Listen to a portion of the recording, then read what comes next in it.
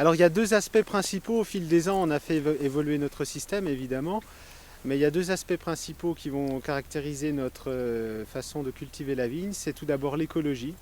L'écologie parce qu'on essaye de recréer un écosystème dans la vigne. Malheureusement aujourd'hui on est en hiver donc on ne peut pas voir bien la flore au sol, mais on a des enherbements qui vont couvrir jusqu'à 100% de la surface du sol en été. Et on travaille uniquement avec des engins légers, donc avec des petites chenillettes, ce qui nous permet de ne pas tasser les sols et surtout de préserver les habitats, puisqu'il y a de nombreuses espèces d'insectes et de petits animaux qui sont revenus nicher dans nos vignes.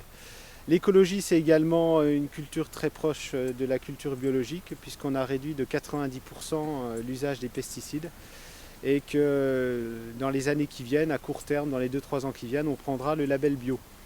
Le deuxième aspect de notre travail qui est important, là on va se mettre au niveau des pieds pour pouvoir l'observer, c'est le fait de préférer la main de l'homme à la mécanisation. Des travaux manuels bien pensés permettent d'éviter d'avoir recours à la machine et simplifient énormément les tâches tout au long de la saison. C'est un peu paradoxal, mais c'est ce qu'on a découvert au fil des ans.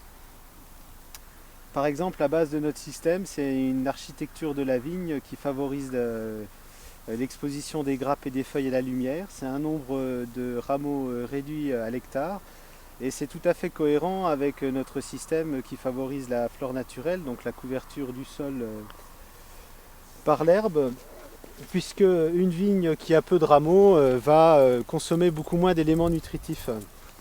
D'autre part, le faible nombre de rameaux nous amène des récoltes limitées, ce qui élimine le problème de la vendange en verre. Et l'architecture des ceps et la bonne exposition à la lumière nous suppriment également les feuillages.